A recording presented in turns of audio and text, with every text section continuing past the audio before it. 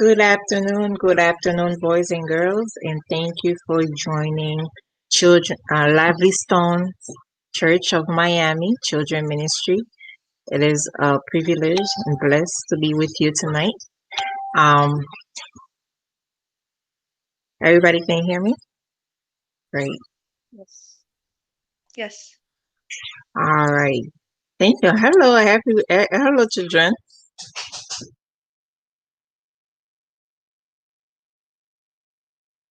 All righty. This afternoon we have a nice and beautiful lesson. It called Jesus Walked on Water. For the past few weeks, we have learned so much. We have learned so much about Jesus over the past few weeks. First, we learned that Jesus is our shepherd. Who remember that lesson? That was our first lesson when we started. And then we learned that about God creating Adam and Eve in the garden. We learned how to choose faith over fear. We learned that God is the Alpha and Omega. Who remember that lesson? I do.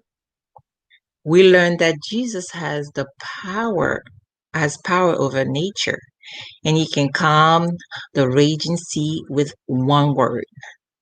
We learned that Jesus has complete power over evil spirits, and Jesus alone has the authority to forgive our sins. So over the past few weeks, we have learned so much about Jesus. So today we are going to talk about Jesus walk on water. Anybody remember the story in the Bible? I heard of it, but don't remember the story as much. All right, great. So that's why we're gonna have a chance to learn about that story today. Right after the miracle of the fish and the bread, I don't know. I think we talk a little bit about the story about the bread and the fish. Jesus had something new to teach his disciples, right? Um, to teach his disciple. He sent a crowd away, like he sent them away, and sent the disciple across the Sea of Galilee. You know what happened in the Sea of the Galilee? Remember, the Sea of Galilee was actually a big lake, right? Right, boys and girls, and remember that Jesus had to show his disciple how to believe in him. Okay, so we're gonna watch a little video about the story. Okay, so let's try this.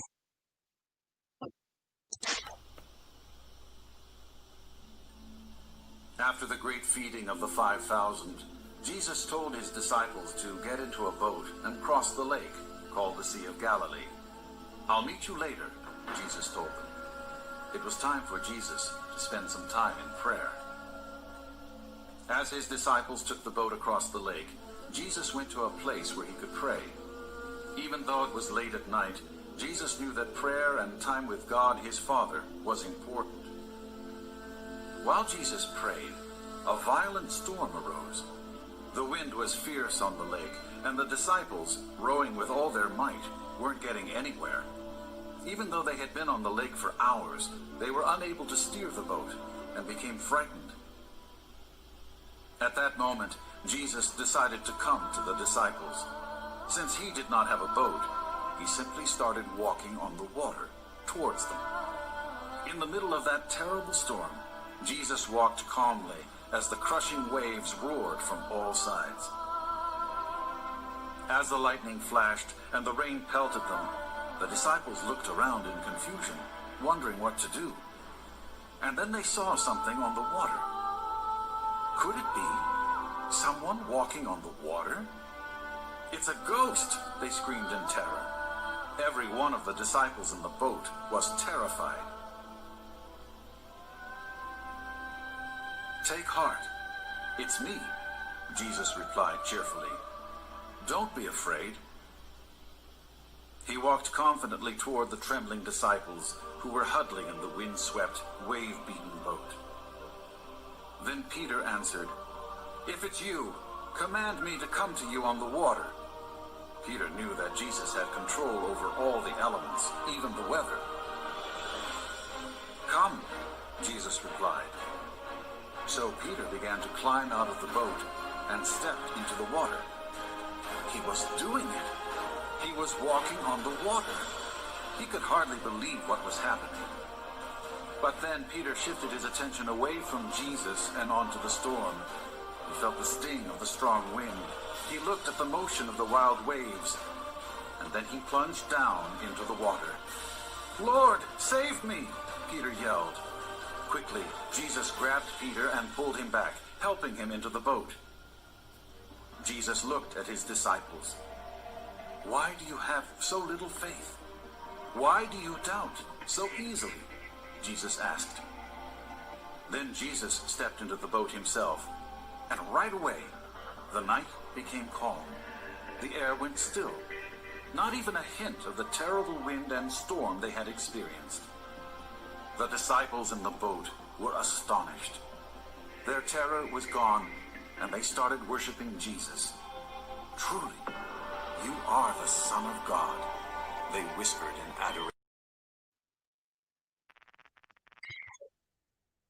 So what do you guys think about the video?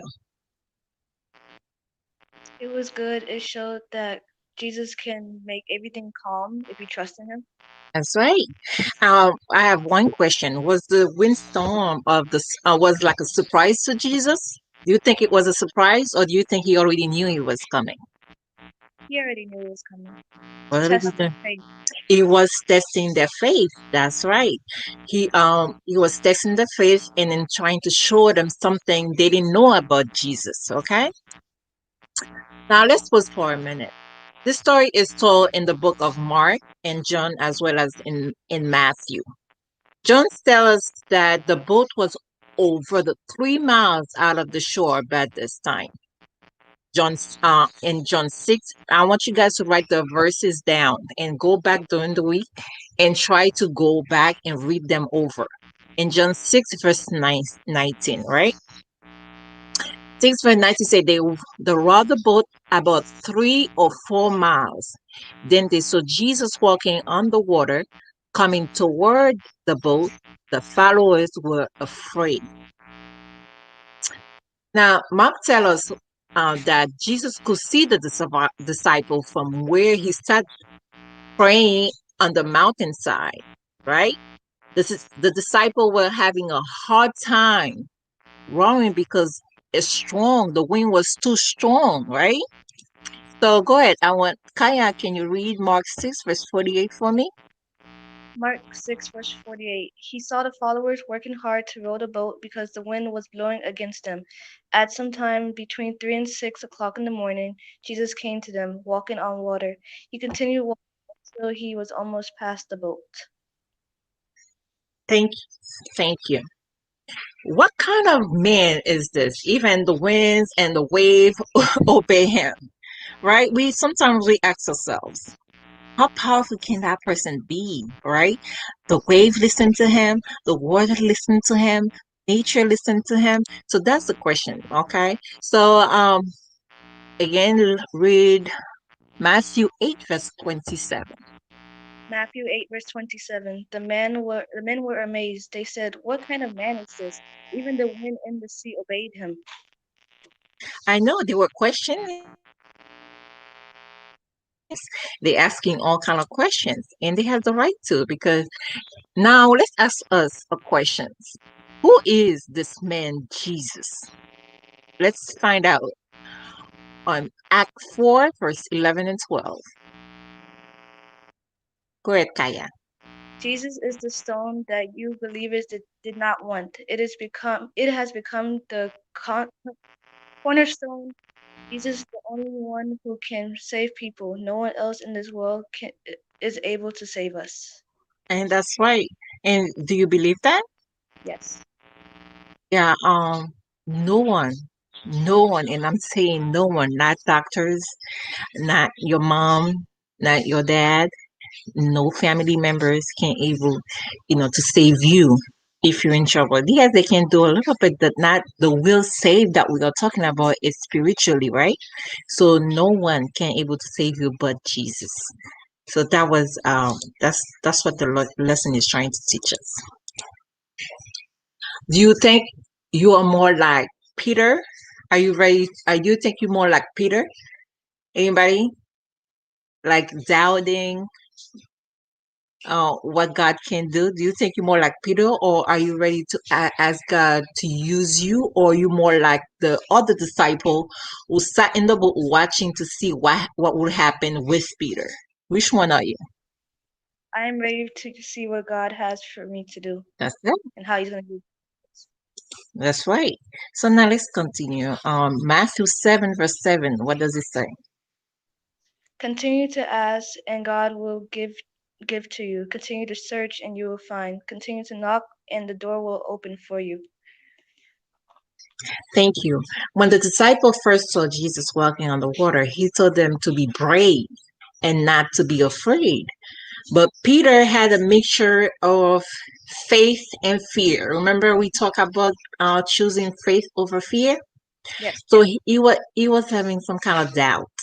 I think that describes most of us at all time. Like me, you, we said that sometimes we are afraid of certain things, and this is why we have to choose to have faith over our fear. Okay, we may start, out with faith sometimes, and we may begin to do something that we know God wants us to do, like being nice to to other kids that that nobody likes. Um, or we might have faith that give us peace in a difficult time, like when a family member is sick, or your parents is arguing. So this kind of little things. Okay, now let's read Mark 9 verse 24. It said, immediately the father cried out, I do believe, help me to believe more. How does this apply to you? How does this apply to you guys, like in real life? Do you think it is easy to choose faith over fear? Or, if something is happening, what's the first thing you do? You freak out, you fear. Like, we're going to be real. Faith does not come quickly, right? Sometimes we're afraid first. So any stories, any testimony? So if does anything happen to you that you have to choose between faith over fear? Well, I had a field trip with my summer camp program, and we was on a ropes course, and I was very high up, and I'm afraid of heights, so I started panicking and having an asthma attack / panic attack. But I knew that I was safe, and I was gonna be able to be all right and be able to go back to safety. So you that's right. So we know a lot of times, even for me too, a lot of times things happen, and we have to pause ourselves for a minute. So we know, like, okay, if we choose fear, we're not gonna move forward. We're not gonna, get things done. We're not gonna, make things happen. But if we have faith to say, you know what, I have faith. God's gonna, get me through this. I have faith that I'm gonna do good. I have faith that I'm gonna pass my class. I have faith that I'm gonna do good in school. What happened? You automatically open your mind and you do better because you have faith that things gonna happen. The Lord eye sees everything that happened. He watches both evil and good people. Do you believe that? Yes. Um, so don't worry. So because we believe that, we're not supposed to worry. And God says, don't worry because I am with you. Don't be afraid because I am your God. I will make you I will make you strong and I will help you. I will support you in my right hand that save you. And we can find that. I want you guys to write these verses down. Isaiah 41 verse 10.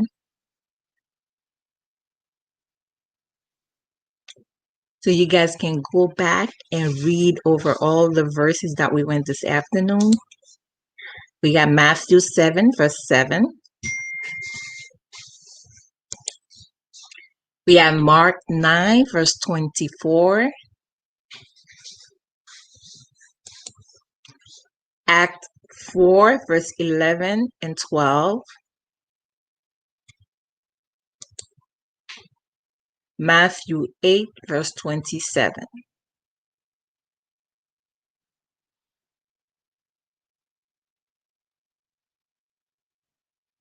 Okay? Just go back and read those verses and memorize them. I know it's probably too hard and too long for some of them to be memorized, but if you guys do them like one every week, one verse every week, you guys will be able to, memorize these verses. So remember, we talk about how you can't fight the your evil thoughts with one verse in the Bible, right? And last week we watched a movie about that, about how Jesus was able to cast the devil out of his head with some of the verses when he tried to tempt God, God from doing, from doing the bad things that God don't want him to do, right? So you have to do the same thing. You have to follow, God's steps. You have to do exactly what he does to Satan when he casts his, that evil thoughts out of his head. Like say, no, I know God told me not to do this. I know God told me I shouldn't sin. That shall not steal. So all these verses can help you guys to fight the evil thoughts. Say any other questions? You guys have any things to add on the lesson I tonight? believe there's a verse in Proverbs. Proverbs. Hmm? I believe there's a verse in Proverbs that we went over, but it was like quickly. I want to write something down. Proverbs. I have John. We do John 14, verse 6. And there was John 17, verse 3.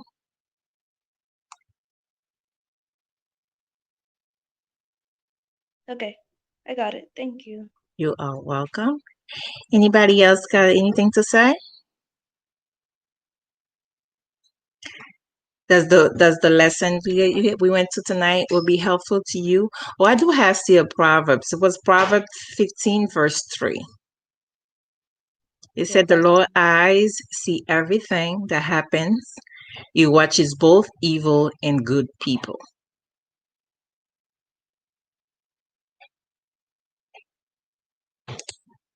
Okay. All right. Thank you, guys. And I do apologize that we start late tonight. We had some difficulties, but thank God we made it. It never too late, right? So I was happy to see you guys again tonight. I will see you again next week. Please make sure you bring your paper and pen to take notes and go back and read those verses, okay? Have a great weekend, guys, and I'll see you next Saturday. Have a great weekend. Bye. Bye, Anaya. Bye, Lynn.